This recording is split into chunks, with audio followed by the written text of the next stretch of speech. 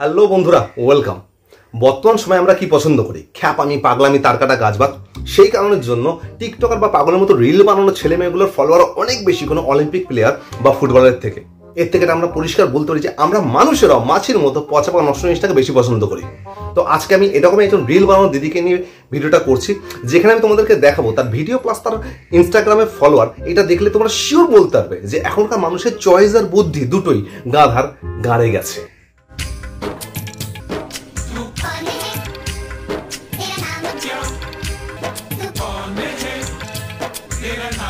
এই নাচনেওয়ালি দিদি মানে এই রিল বানানো দিদি হলো মুড নষ্ট করা মেয়ে ছেলে। মানে পাশের মেয়েটা নতুন একটা জীবন শুরু হচ্ছে, সেই শুরুটাকে পুরো শেষ করে দিচ্ছে। মানে এক কথায় বলতে পারো পুরো পোঙা মেরে দিচ্ছে। নতুন পর মুখ দেখে পরিষ্কার বোঝা যাচ্ছে সেই সব কিছু একদম সহ্য করতে পারছে না, তার প্রচন্ড পরিমাণে বিরক্ত লাগছে। শুধু মনে হয় ভদ্র ঘরের মেয়ে, তাই জন্য মানে কিছু বলছে না। হ্যাঁ, সবাই তো আর ভদ্র ঘরের হয় না। তো শুধুমাত্র ভিডিওর ইনফরমেশনের জন্য তোমাদেরকে জানিয়ে রাখছি, এই দিদির নাম হচ্ছে শ্রীলেখা মিত্র নয়, তবে ইনি লাল বাল পাল আছে না, সেই পাল। ইনি হচ্ছে শ্রীলেখা পাল। এনার কাজ হচ্ছে বিভিন্ন জায়গাকে নোংরা করা তার রিল বানানোর মধ্যে দিয়ে। আগে আগে দেখো আমি যেটা বলছি সেটা মেলে কি মেলে না। आइए देखते हैं, मजा आएगा। স্বামীর ভাত খাবো না, কার ভাতে মজা লেগেছে জানো? তাহলে শুনে নাও কার ভাতে আমাদের মজা লেগেছে। স্বামীর ভাত আমি খাবো না মাগো। এখন প্রত্যেকটা বিয়ে বাড়িতে বড় বড় করে লিখে রাখা উচিত, এখানে রিল বানানো বা মুজরাগিরি কঠোরভাবে নিষিদ্ধ। ধরা পড়লে শাস্তি হিসাবে তাকে সমস্ত বাসন মাজানো হবে, আর যদি মন তাতে না পড়ছে তাকে ঝাড়ও দেওয়ানো হবে। 2 নম্বর এখানে রিল বানাচ্ছে, স্বামীর ভাত খাবে না। বিয়ের পরে স্বামীর ভাত খাবে না তো কার ভাত খাবে? পরকিয়া করবে, অন্যের বরকে নিয়ে টানাটানি করবে। হ্যাঁ, ছেঁচড়া।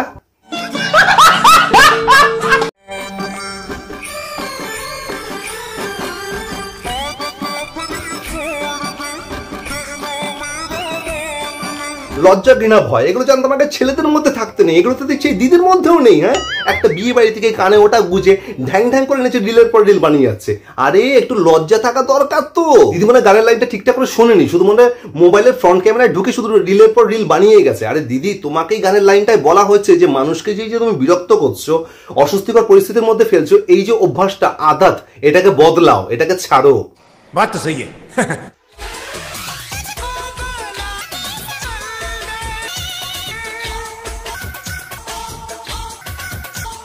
পুরোনো স্মৃতি মনে পড়ে গেল। ছোটবেলায় আমরা এইভাবেই দাঁড়িয়ে আপনার বাদর নাচ দেখতাম, এখন এই বাচ্চাগুলো এই দিদির নাচ দেখছে। সময় কতটা বদলেছে, সময়ের সাথে তো কত কিছু বদলে গেছে।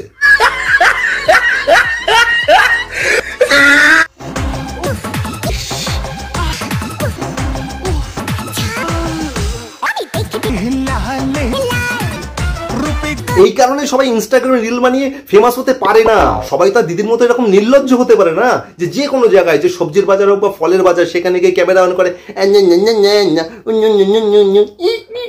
ব্যাস হয়ে গেল।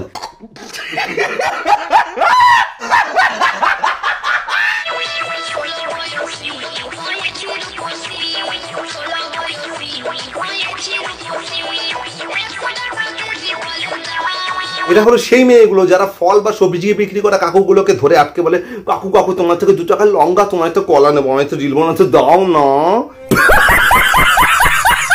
তারই ফলাফল এটা।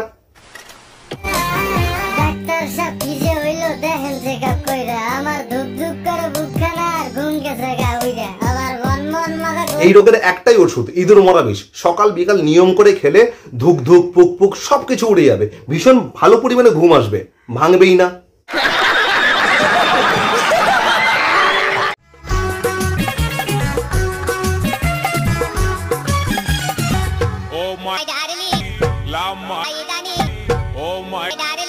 এত ধৈর্য কোন মানুষের থাকে? মানে দেখেই ধৈর্য হারিয়ে ফেলছি। একটা বিয়ে বাড়িতে গিয়ে বউকে পাশে বসিয়ে রেখে গোটা 30টা ভিডিও বানিয়ে ফেললো।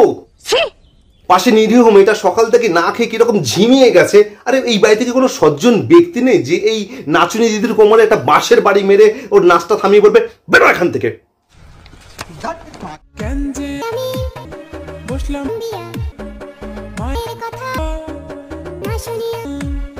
আচ্ছা, দিদি তো বিয়ে করে নিল, কিন্তু দিদি তো সারাদিন হাতে ফোন ধরে থাকে, তাহলে বাদ বাকি জিনিস ধরবে কখন?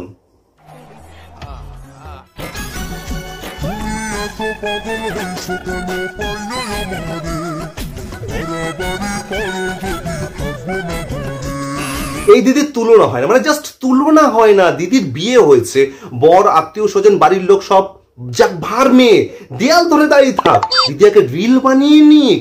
মানে দিদির বরকে খুশি করার আগে বড় প্রায়োরিটি হলো তো আগে সোশ্যাল মিডিয়ার পাবলিককে খুশি করা, তাই না? তার জন্য তো এখন তৈরি হচ্ছে তার খাবার। गजब बेइज्जती है। হাত ছেড়ে দে, ভালোবাসতে যখন পারবি না তখন হাতও ধরবি না। 1 নম্বর পয়েন্ট, এই কাকু দুটো ভাবছে যে কোন মাল ছিটতে কোন গার মারাতে এই বিয়ে বাড়িতে এসেছিলাম, বিয়ে বাড়ির মজাটাই পুরো পুরো মেরে দিল। আর 2 নম্বর পয়েন্ট, এই যে ছোট্ট বাচ্চার মা নিজের বাচ্চার ভবিষ্যৎ যদি ভালো রাখতে চান, যদি ঠিকঠাক রাখতে চান, তাহলে এইসব ভাইরাসওয়ালা মানুষ থেকে নিজের বাচ্চাকে দূরে রাখুন, নাহলে নিজের বাচ্চার যে ভবিষ্যৎ না সেটা চুই চুই চম্পা হয়ে যাবে।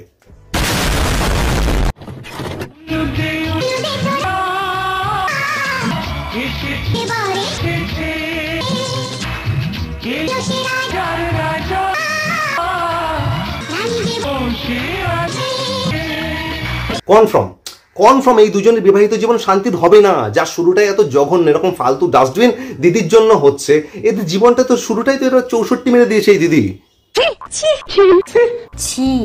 কাকু, ও কাকু, ওইভাবে সরায় না, ওইভাবে সরায় না, এইভাবে সরাতে হয়।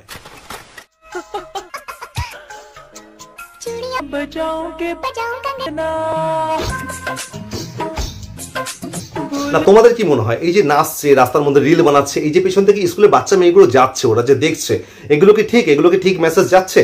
নাকি এরকম নাচনেওয়ালা বা নাচনেওয়ালিদের জন্য আলাদা করে ডাস্টবিন বানিয়ে দেওয়া উচিত?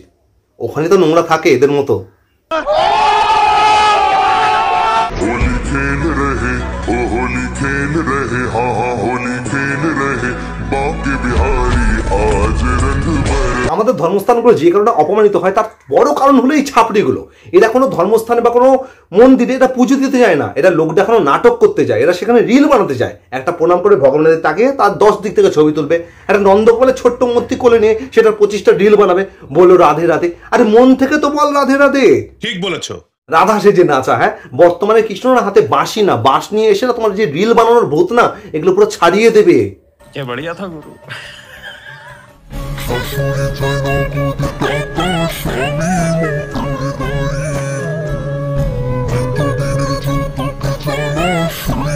বাহ, দেখেছো দিদির কত ট্যালেন্ট, কি দারুণ, মানে হাই লেভেলের ট্যালেন্ট দিদির। নিঘাত কোথাও গেছিল রিল বানিয়ে সেই জায়গা নোংরা করতে, সেই জায়গার মানুষ মনে হয় আশীর্বাদ স্বরূপ দিদিকে হালকা পাতলা টিকি ফিকে দিয়েছে, বিভিন্ন জায়গায় স্পট পড়ে গেছে, বাড়িতে এসে সেটাও নিয়ে রিল বানিয়ে নিচ্ছে সেই রকম ফেসটা নিয়ে। মানে যে কোনো কিছু বলে দিদি সেটাকে কন্টেন্ট মানে নিতে পারে, কেউ ক্যালালে সেটাও কন্টেন্ট, কেউ খিস্তি করলে দিদিকে সেটাও কন্টেন্ট। এখন আবার নতুন কন্টেন্ট এই গানের মধ্যে দিয়ে শোনাচ্ছে দিদি, সোশ্যাল মেসেজ দিচ্ছে দিদি।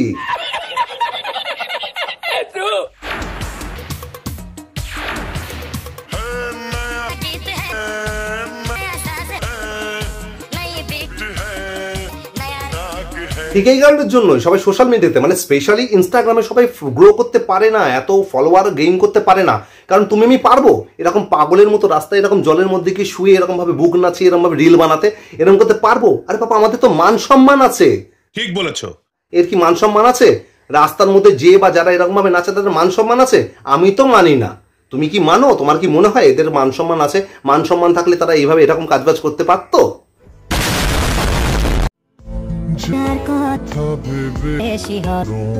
এটা কি হলো, কি হলো?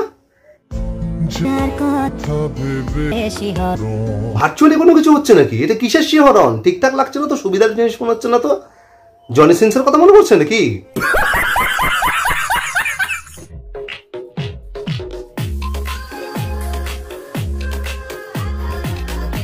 বিশেষ করে ছেলেরা গভীরভাবে দেখো এই ভিডিওটা।